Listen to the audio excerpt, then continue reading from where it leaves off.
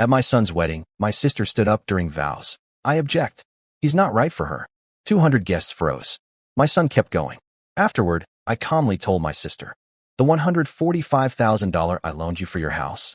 It's time to pay it back, she laughed. You can't do that. I showed her the signed contract.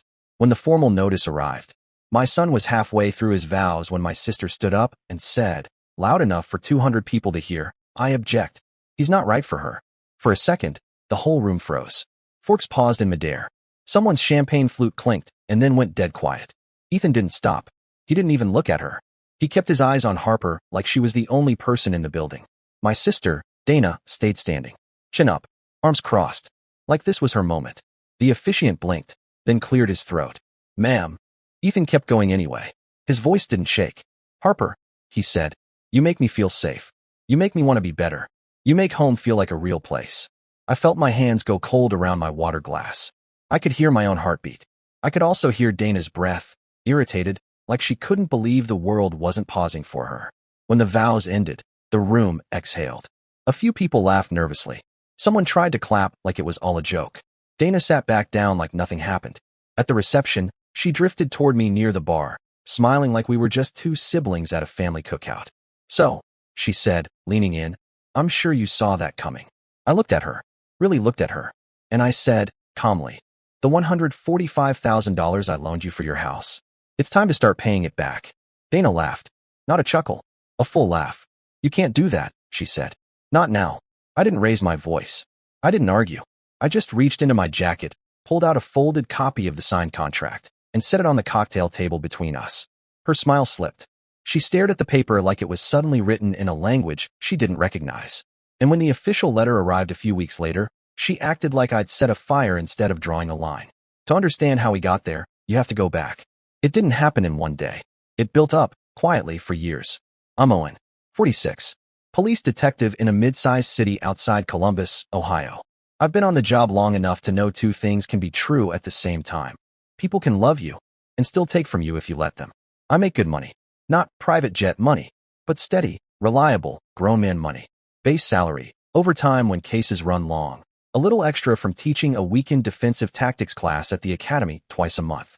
I'm the guy who pays his mortgage on the first, changes the oil before the light comes on, and keeps a folder on my laptop labeled important documents because it calms my brain. My wife, Claire, passed away 8 years ago. Cancer. Fast, unfair, the kind that doesn't care how responsible you are. Ethan was 19 then. I was still trying to be a husband and a father and a person who didn't fall apart in the middle of a grocery store aisle. Dana is my younger sister. She's 43. She's charming in the way some people are charming when they want something. Bright smile, big hugs, the kind of laugh that makes strangers feel like they've known her forever. She talks fast and gets emotional faster. She's also had more fresh starts than anyone I've ever met. In 2018, she got divorced. In 2019, she started a small event planning business. In 2020, she moved in with our mom temporarily. In 2021, she announced she was finally getting stable. That was the year she wanted to buy a house. It started with a phone call on a Tuesday night. I remember because I was in my kitchen in sweatpants, eating leftover spaghetti, paperwork spread out on the table. Owen, she said, voice trembling. I found a place. It's perfect. It's in a good school district for Mason. It's close to mom. It's everything. Mason is her son. My nephew. 10 at the time. Sweet kid. Quiet. The kind of kid who always says thank you without being reminded. I asked the question I always ask, the one people hate. What do the numbers look like? She sighed like I was being negative. I can afford the monthly payment, she said quickly. It's just the down payment. I'm short. How short? A pause. Then she said, 145,000. I actually stopped chewing. Dana, I said, that's not short. That's a full down payment. It's because the market is crazy, she rushed. It's because I'm trying to do this right. I don't want to rent forever. You know how hard it's been. I didn't know how hard it had been. I'd watched her scramble. I'd watched her cry in our mom's driveway. I'd watched Mason carry his backpack into different, temporary places like he was older than he should be. But I also knew something else. Dana never asked for help in a way that was clean. It was always urgent, always emotional, always framed like if you said no, you were the reason her life didn't work. I told her I'd think about it. An hour later, my mom called. Owen, she said, soft and tired. Your sister is trying. She's really trying. Mom has that talent. The gentle pressure that feels like love, even when it's a push. I'm not saying no, I said. I'm saying I need to understand what I'm agreeing to. It's family, Mom said, like that was the whole contract. I didn't agree that night. I told Dana I'd meet her and the lender. I wanted paperwork. I wanted terms. I wanted it written down. Dana showed up to the meeting in a beige cardigan and big hopeful eyes. The loan officer slid a stack of forms across the table like we were ordering coffee. Dana kept saying things like, "I'm so grateful," and "I don't know what I'd do without you," while she tapped her nail against the numbers. I asked, "What's your monthly payment?" $2,900, she said. "But that includes escrow. And your income?" Dana smiled too wide. "I'm picking up more clients." I looked at the loan officer. He avoided my eyes. That was my first real red flag. Not the numbers. The way people got quiet when I asked basic questions. When we left, Dana linked her arm through mine in the parking lot. "I knew you'd come through," she said. I didn't correct her. Not then. I went home and opened a fresh document on my laptop. Loan agreement, Dana, 2021. I wrote it like I'd write a report. Clear. Specific. No drama. Principal, $145,000. Interest, 3% annual. Term, 60 months. First payment due, 30 days after closing. Monthly payment, $2,605. Late fee after 10 days, $75. Payments via bank transfer only. If more than 90 days past due, lender may demand full balance. I printed it. 2 copies. Took it to a local UPS store where they had a notary. Dana met me there, annoyed that it was so formal. She signed anyway. The closing happened in August 2021. I wired the money from my savings account. It hurt, not because I didn't have it, but because it was a chunk of the life Claire and I built. The life I was still trying to protect for Ethan and myself. Dana hugged me outside the title office. "I'll pay you back," she promised into my shoulder. I swear on Mason. I believed her. Not because she was perfect, because I wanted to. The first month, she paid. A clean transfer. Memo line, payment 1. The second month, she paid late, with a text. "Sorry, client delayed paying me. Sending tomorrow." She sent it 3 days later. By month 4, the pattern was set. "Can I send half now, half next week?" Mason needs braces. My car needed a repair. The holidays are expensive. Work is slow. Meanwhile, I'd see photos online. New sectional couch. New self-care, weekend in Nashville. Dana in a wide-brim hat, captioned, "Needed this." I'd stare at my phone and feel something shift. Not anger. Something colder. Something tired. Every time I brought up the agreement, she'd get emotional. "Why are you treating me like a criminal?" she'd say. "I'm your sister. I thought you wanted me to succeed." I was working homicide cases, missing sleep, sitting in interrogation rooms with people who lied as easily as breathing. Then I'd go home and argue with my sister about why she couldn't send the amount she'd agreed to send. It wasn't just the money. It was the way she acted like my limits were personal attacks. Over the next couple years, the small things stacked up. She'd borrow Mom's car and return it on empty. She'd forget to buy groceries for Mason when he stayed at Mom's. She'd ask me to cover his field trip fee because it's only $80. Once, in March 2023, she texted me at 11:47 p.m. "Emergency. Need $1,900. Heat went out. Mason is freezing." I called her. She didn't pick up. I called the next morning. No answer. At lunch, I got a photo. Dana smiling in a restaurant booth. Bottomless mimosas. Caption, "Girls' Day." I drove to her house after work, parked across the street, and watched the lights. The heat was on. I could see the glow through the blinds. No emergency. I didn't confront her that night. I went home and sat at my kitchen table and opened my spreadsheet. Loan balance. I started logging every payment, every missed payment, every excuse. Dates. Screenshot of texts. Bank statements as PDFs. I didn't do it to hurt her. I did it because I could feel myself getting pulled into something messy, and I needed something solid to hold on to. In October 2024, I met Harper for the first time. Ethan brought her to Sunday dinner. She showed up with a small pumpkin bread loaf from a local bakery and said, "Mr. Hayes, I know Ethan talks about you a lot." She had steady eyes. Warm, but not naive. The kind of person who listens all the way through your sentence. Dana met her the next month at Mom's Thanksgiving. Dana smiled at Harper and said, "So you're the one stealing my brother's attention now." It was said like a joke. It landed like a test. Harper laughed politely. Ethan's jaw tightened. I saw it, because I know my son's tells the way I know my own. After dinner, when Harper was helping Mom clear plates, Dana leaned close to me and whispered, "She's cute. Hope she's not controlling." I said, "She's good to him." Dana shrugged. "Just saying. Sometimes people aren't who they seem." That was Dana's style. Plant a seed. Walk away smiling. When Ethan proposed in June 2025, he called me first. "Dad," he said, voice nervous. I asked her, and she said yes. I remember the way my throat tightened, the way my eyes stung. I didn't even try to hide it. "I'm proud of you," I said. "Tell her welcome to the family." Dana found out an hour later through Mom's group chat. She didn't say congratulations. She texted Ethan privately. "Are you sure? It's fast. You haven't even lived together long enough to know." Ethan showed me. Not dramatically, just quietly, over coffee one morning. "She's doing it again," he said. I said, "You don't have to carry that alone." He nodded, but I could see how much it bothered him. Ethan's always been the type to hold things in his chest until they get heavy. And the closer the wedding got, the more Dana pushed. She called Harper sweetie in that sharp way. She asked Ethan if he'd signed a prenup to protect himself. She told Mom that Harper was pulling Ethan away. Then, 2 weeks before the wedding, Dana missed another payment. Again, I texted her a simple message. Payment was due on the 1st. "Today is the 15th. Please send it by Friday." She replied with a laughing emoji, then corrected herself. "Oh, and stop. I'm literally drowning. Can we talk after the wedding? Don't make this about money right now." I stared at that text for a long time. Don't make this about money. As if the money had made itself. As if my patience was an inconvenience. I didn't answer. I just saved the screenshot and closed my phone. The turning point wasn't the missed payment. It wasn't even the comments. It was a moment so small it would sound ridiculous if I said it out loud. It happened the night before the rehearsal dinner.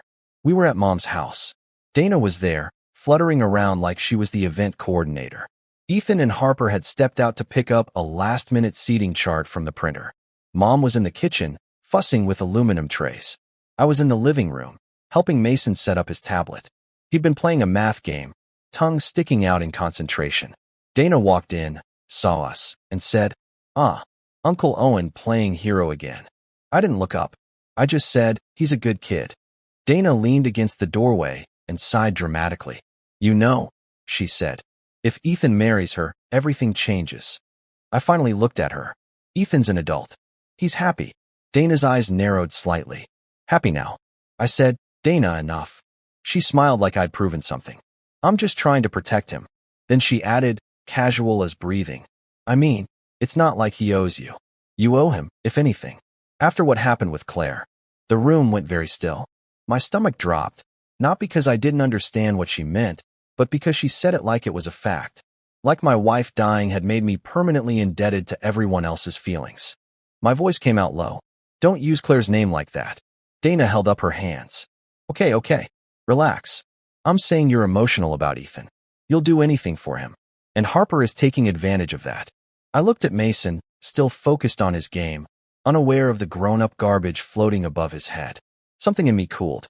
The kind of calm I get right before I knock on a door with a warrant. The calm that isn't peace. It's decision. I didn't argue. I didn't lecture.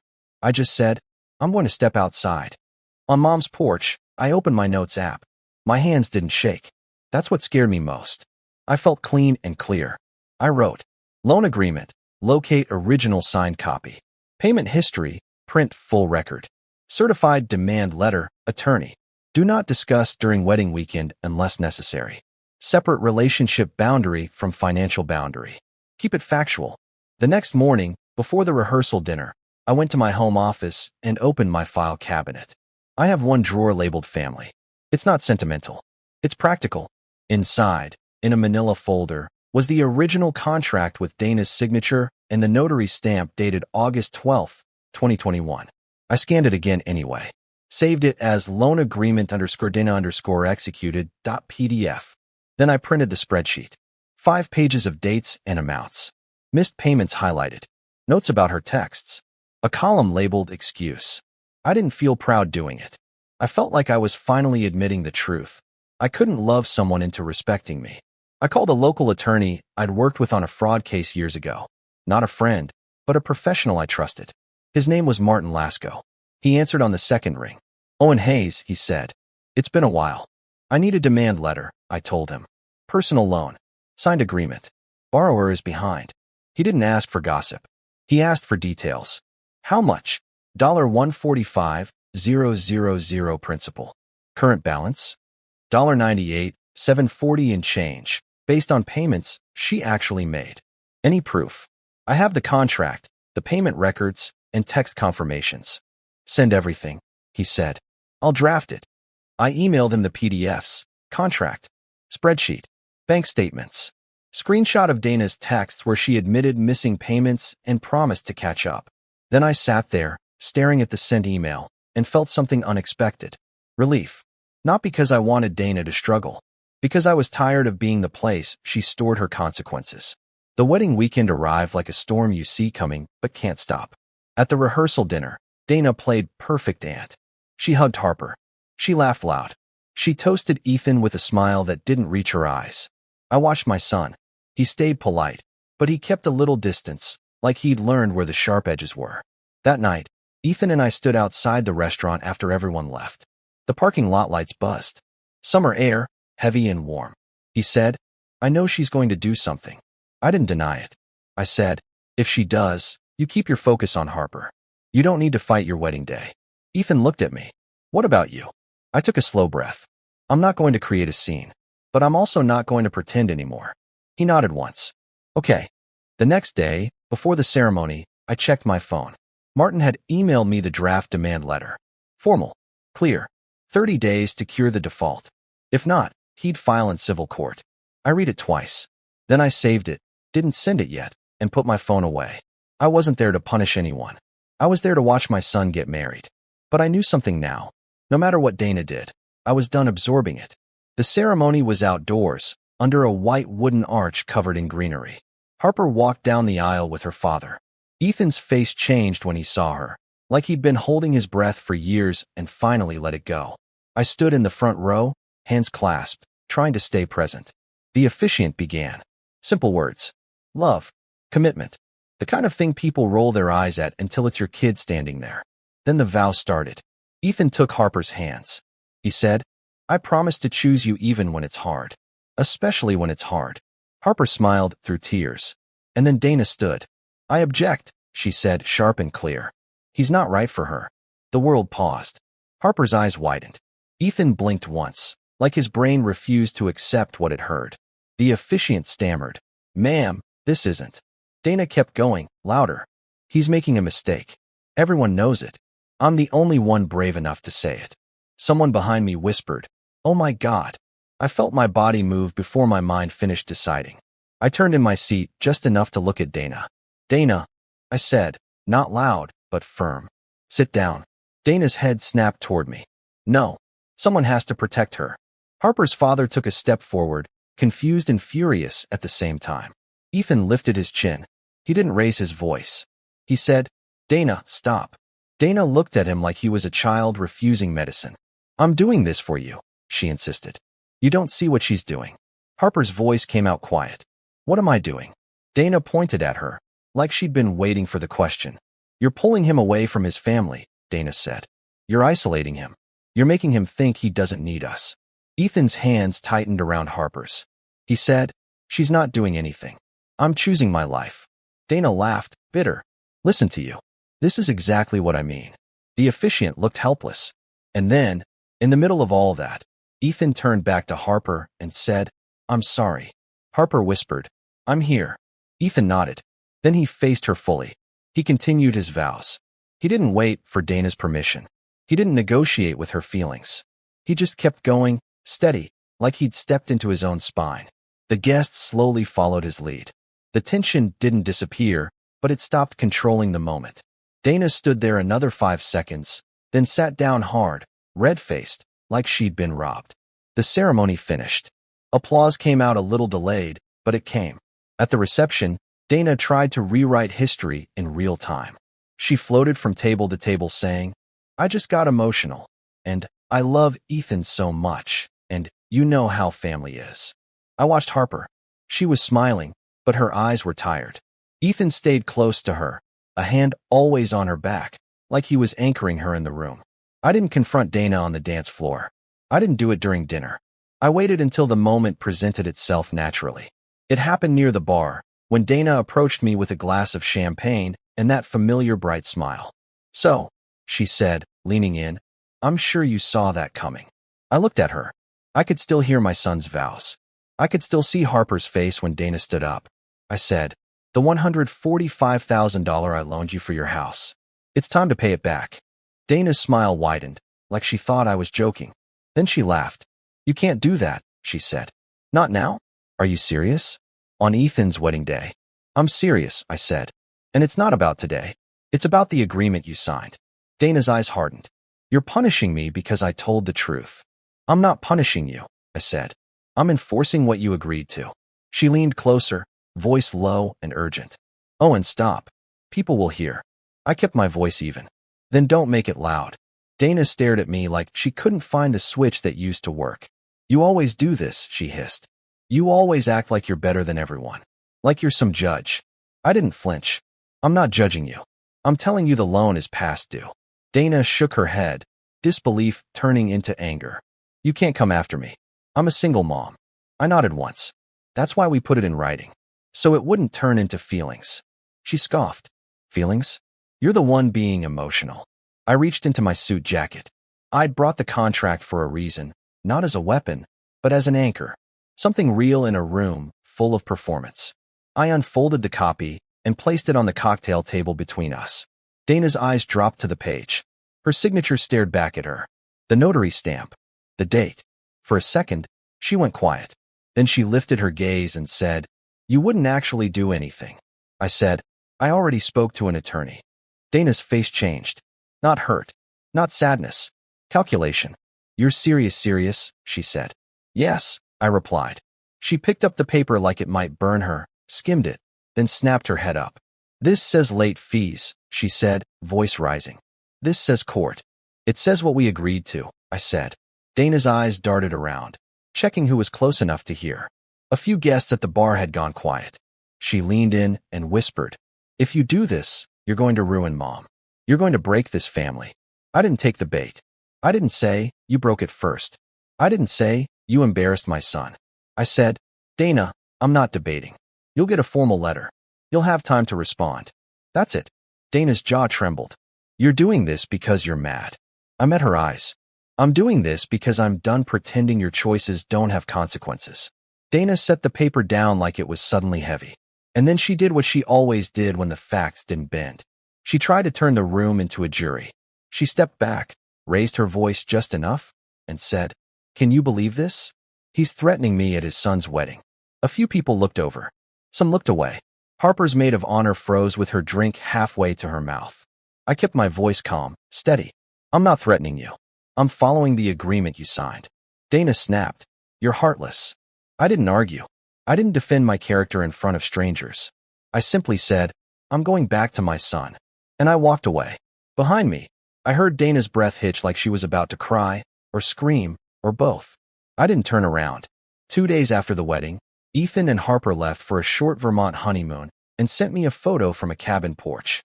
Ethan texted, "Love you, Dad. Thank you for staying steady." I forwarded Martin the final numbers, and the demand letter went out by certified mail on August 8th, 2025. Dana called within an hour. I didn't pick up. The voicemails came fast. "This is insane. You're doing this to Mason. Mom is crying." Mom called too, saying Dana was scared. I kept my voice gentle. "I'm asking her to honor what she signed. Family shouldn't require me to ignore reality." Dana tried to negotiate through relatives, but I repeated one line. It was private and being handled formally. In September, her attorney sent a proposal to lower payments and stretch the term. Martin told me she wasn't denying the debt, just delaying. So we settled in writing. Automatic withdrawals on the 5th, and if she missed 2, the full balance came due. The first 2 payments were on time. The third was late, but came. At Thanksgiving, Ethan hosted. Harper made chili. The house felt lighter, and Dana stayed away. Later, I realized my phone stopped buzzing with fake emergencies. I still love my sister, but I stopped confusing love with unlimited access.